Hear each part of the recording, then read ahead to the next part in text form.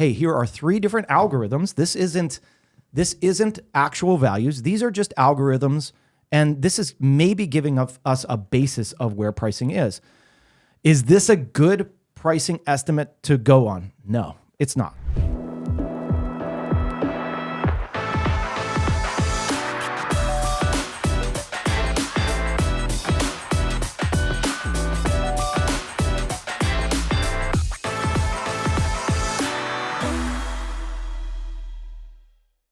How's it going, everyone? Welcome back to another episode of the Shawn and Matt Show. My name is Matt. That is Shawn, and welcome to the show. Shawn, in today's episode, we're going to be talking about the Zillow Zestimate Obsession, as well as some interior design trends. It is Thursday, January 2nd. We got a great show coming up. Shawn, first of all, Happy New Year. How was your holidays? Oh, it was great. You know, they always go by too quickly.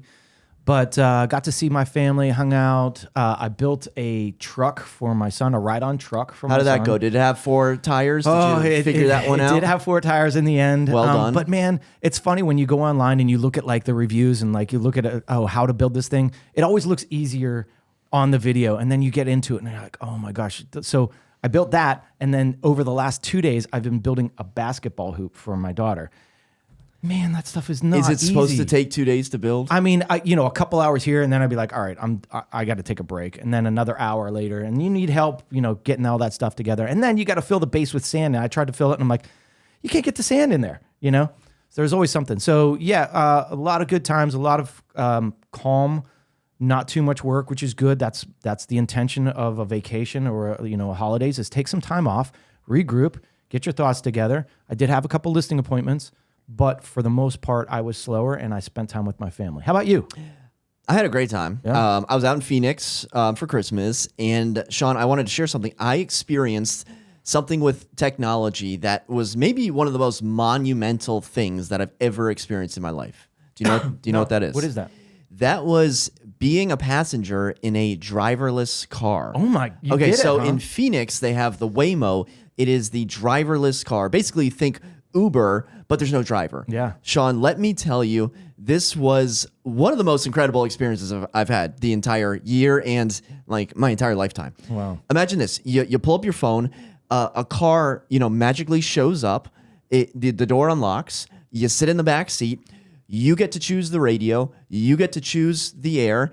There's no driver, on Bluetooth, right? There's no driver with a strong cologne. There's no driver, pressuring you, with tips or anything. There's no tipping involved. There's no driver.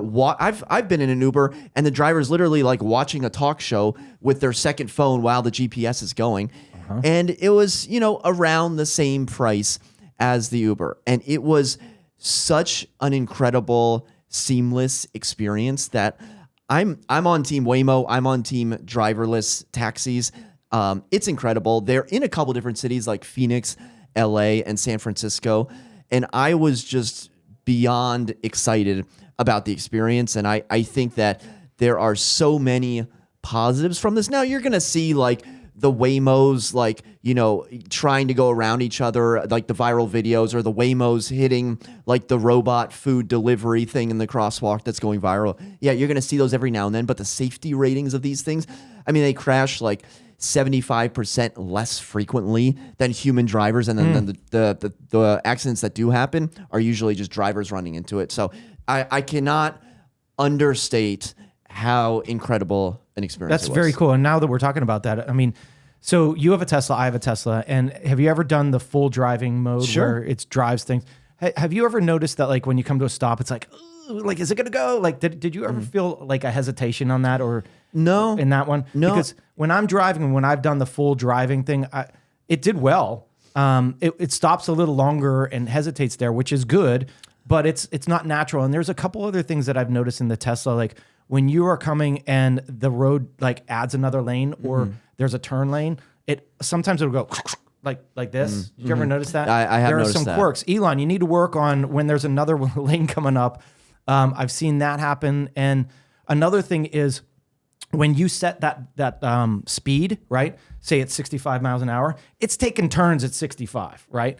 Like there needs to be like, hey, pull back on the turns a little bit because a 65 mile an hour turn like this, ain't good. You gotta know when to slow down. And I think that's two of the problems I've seen with the self-driving. There was a little dicey moment with a bike lane, but thankfully there were no bikers around, and I think it could have easily navigated it. But I encourage you, the people that say, oh, it's going to, take jobs from people, like, good. Like, think about the things that we do now where there used to be someone there that had a job. Like, I think of like filling up the gas at the gas station. Sure.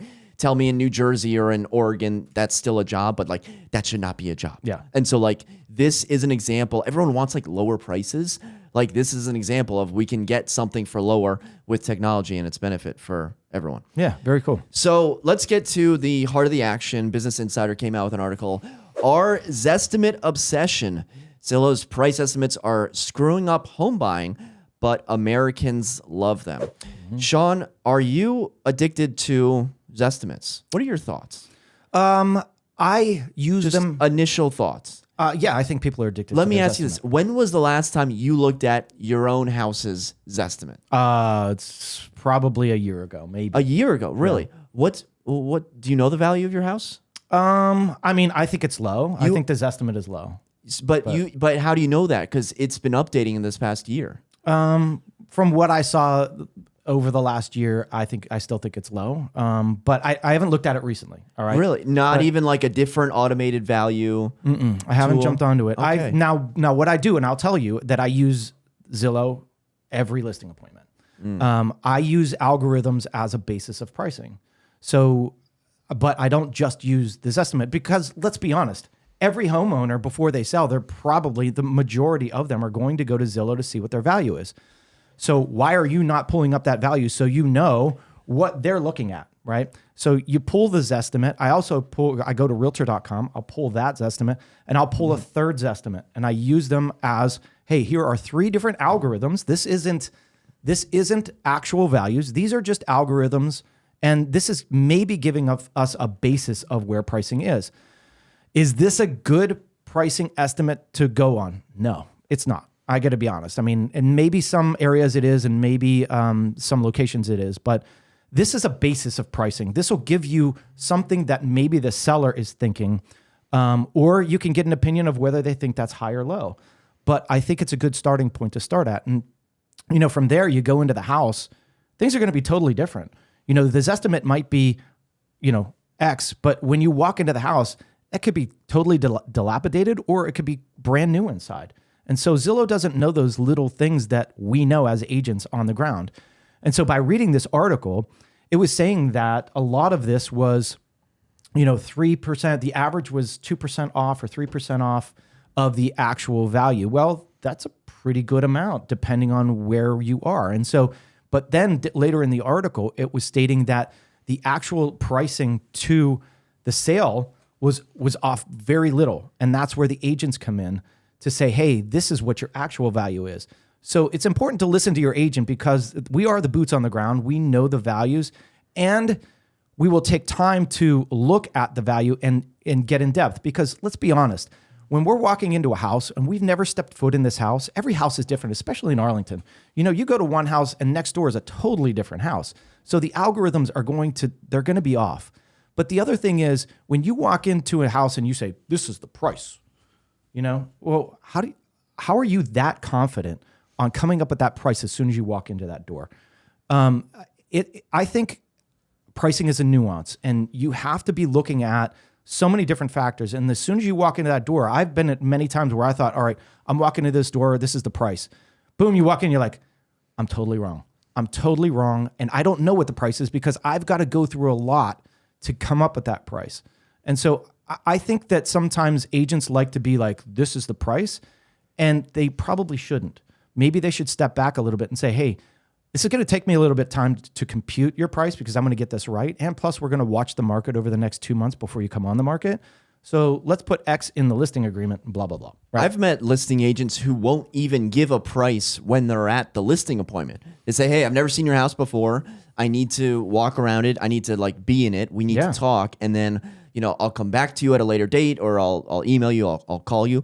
How long should it take for a real estate agent to come up with the market value of a property?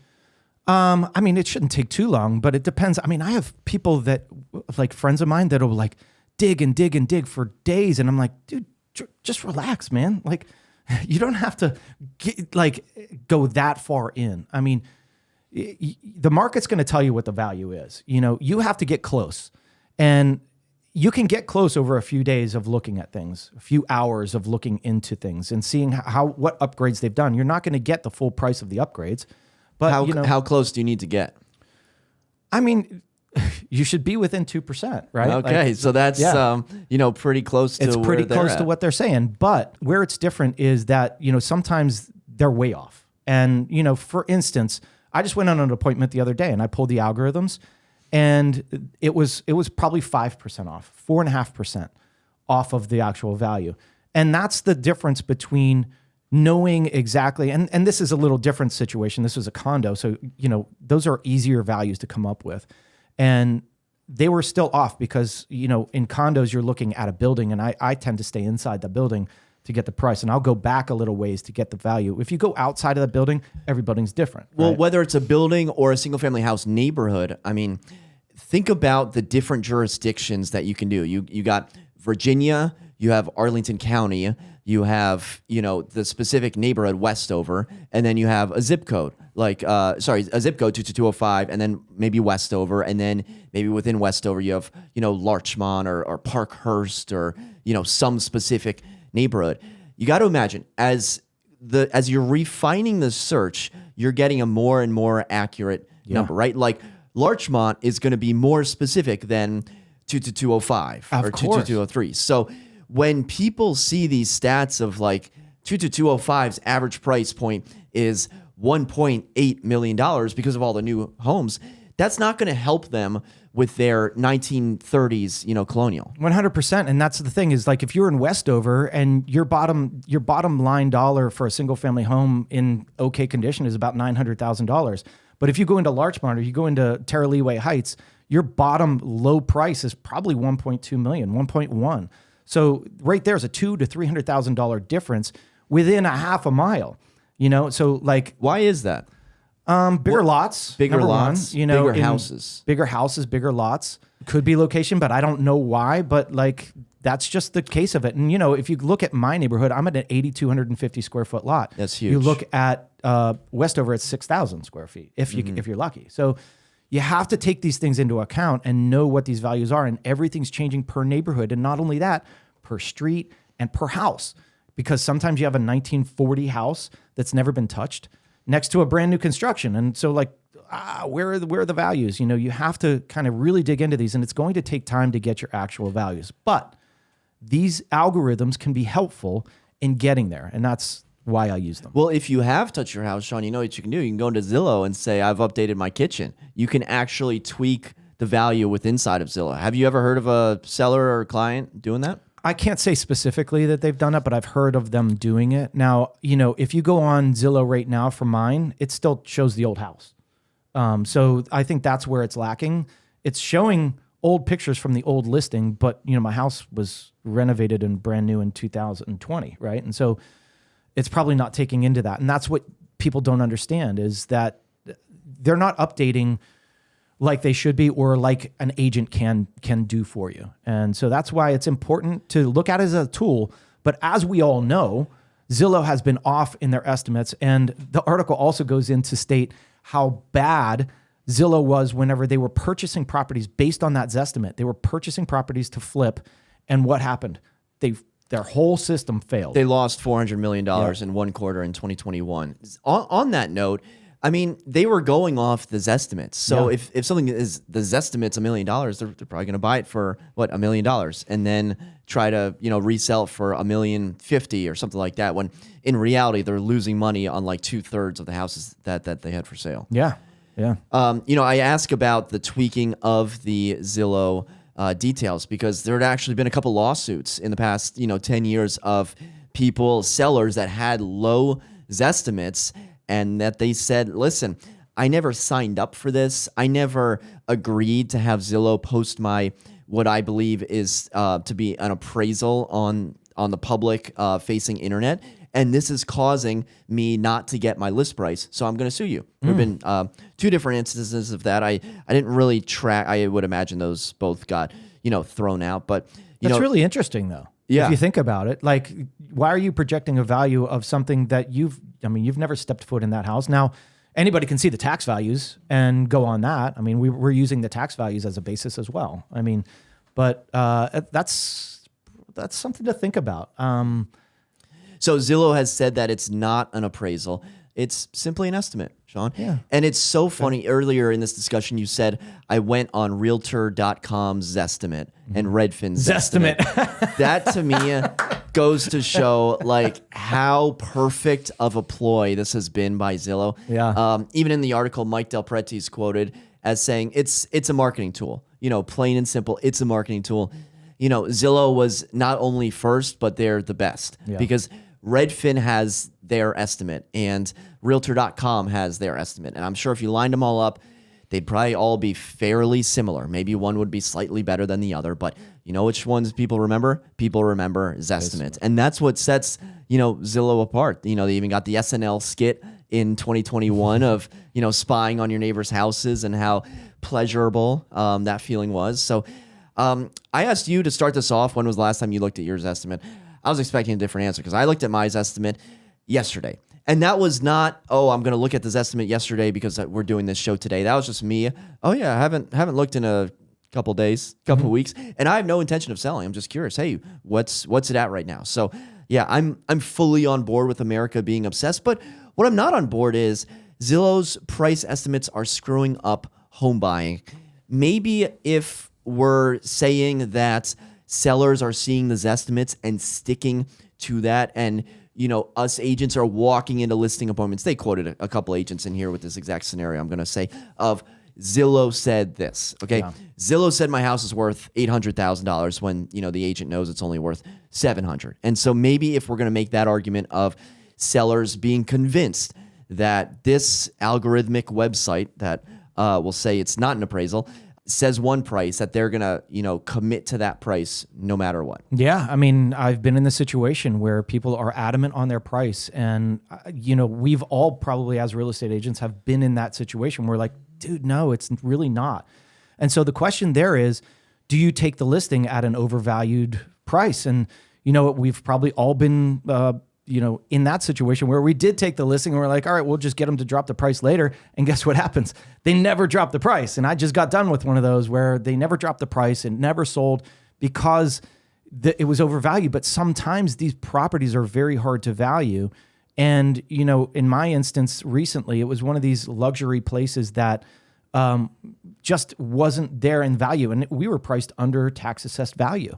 So, but there's always going to be nuances to things and things that people don't like. And, you think as you're going into a listing appointment that you're going to overcome these things. But a lot of times sellers will dig their feet in and say, hey, I'm not adjusting my price, even though everything tells them to, everything is telling them to, and everything you say to them is the reason they should drop their price. But sometimes they won't. And that's to the detriment of the listing. And to be honest, I go into this with people. I'm like, listen, what if you dropped your price and, all right, you get $20,000 less, and then you took that money and you put it into the market? The market this past year, the S&P saw a 20% increase in value. Did your property go up 20%? No. Is it going to go up 20% this year? Probably not. So what's the better investment? Take the sale, get it done, and use that investment somewhere else. People are so dead set on their price sometimes that it's to their detriment. And if they would just listen to maybe an outside voice to say, listen, everyone has told you that you're overpriced. You need to drop the price. If you don't, you're going to suffer. And what is the suffering? You think about it. You're not moving on with your life. There are so many things, like people just hold on to a value so hard that it's screwing up their whole future. Mm-hmm. Just get it done, get it sold. The market's telling you it's not of value. And move on with your life and put the money somewhere else. My favorite question is, what information can I provide to you that would show you X, Y, and Z? So good. Exactly. That's what I love saying, but I completely hear you when people dig their heels in. Yep. All right, Shawn, let's move on to our next topic. 10 interior design trends going away in 2025. I'll rattle through these and then we can revisit. We've got gray flooring, over-the-top maximalism. We've got minimalism, plain white walls, everything new, boucle, which is like a fabric, open kitchen shelving, marble overload, grout gone wild, and art deco. Where do you want to start? We got to start with gray floors. Gray floors, yeah, gray floors. If I never saw another gray floor in my life, I would die a happy person. Yeah, I do not like gray floors. There's a lot of luxury vinyl that's out there. And, in certain instances, we use luxury vinyl, like in condos or high traffic areas or things like that. If it's a single family house and you're trying to sell it, I probably wouldn't go the luxury vinyl unless it's a basement, right? The basements, you're going to do that. But the gray is out. You want to stay away from the gray. And the one thing that you want it to do is look natural, look like a natural wood. They make really good luxury vinyl floors that look real, and you just have to find them. And personally, in my beach house this year, I did a renovation and I thought, all right, well, I'm going to be Airbnb-ing this. There's going to be sand in the property. I don't want hardwood floors in here.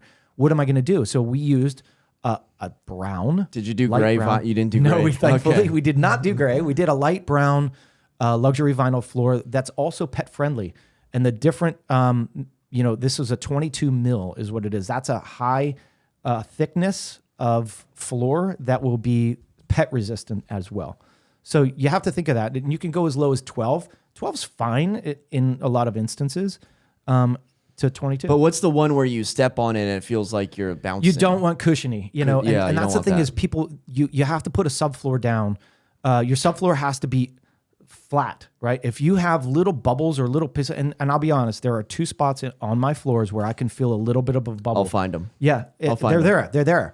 And, no floor is perfect, but for the most part, you can't feel. And I hate when there's a bounce. And that's what people don't want, is to feel like they're fake. Look like they're fake, feel like they're fake, no go. So go away from the grays, go to the browns. There's a lot of good products out there. Lowe's has a good product. It's actually Stainmaster is a good product. And Home Depot. Are you a floor? So you're not a floor and decor kind of guy? I am floor and decor as well. Are you recommending Home Depot and Lowe's floors? Yeah. Oh, wow. Okay. Yeah, Stainmaster is a really good product, and I use it a lot. And this is for maybe a flip property or maybe getting it ready for sale. Stainmaster's good. Shawn, listen to yourself. We want quality, man. We want quality, but listen, it all depends, and that's where you have to be careful. And when a client says, hey, Shawn, I want to get this market ready, and this might not be single family home, like you have to be careful on what you're selling. So where did you go? You probably just said it. Where did you go for your own house? For my own house is Home Depot floors. Okay. They're a Home Depot. I can't remember the name of these ones, but they're a pet product. Okay? So if it's good enough for your beach house, my beach house, it's a good product. It's going to be good enough for other people. And I'll tell you, I put carpet upstairs because we wanted the feel of carpet in the bedrooms, and the carpet was way more expensive than the vinyl floors. Because you want the good padding and everything else. There's a lot of carpet. I mean, how many bedrooms? You got like bedrooms on bedrooms up there. You've seen it. It's you three got like bedrooms a plus a bedroom bonus. inside of a bedroom. It's a lot. It's a bigger house. But you have to be cognizant of what you're selling, what your goals are, and what you're doing. Now, if you're doing a renovation to live in the house, I wouldn't do luxury vinyl. I'd be doing a nice, beautiful hardwood floor, wider plank, something like that. That's one level. If you're getting, say, something ready to sell, you want to keep your costs lower. You don't want to go crazy on the costs unless you think there's value there. Now, if you're selling a single family house and you need new floors, you're going hardwood floors. You're going a good product. If you're selling a small condo and you're just turning it around, you're going luxury vinyl.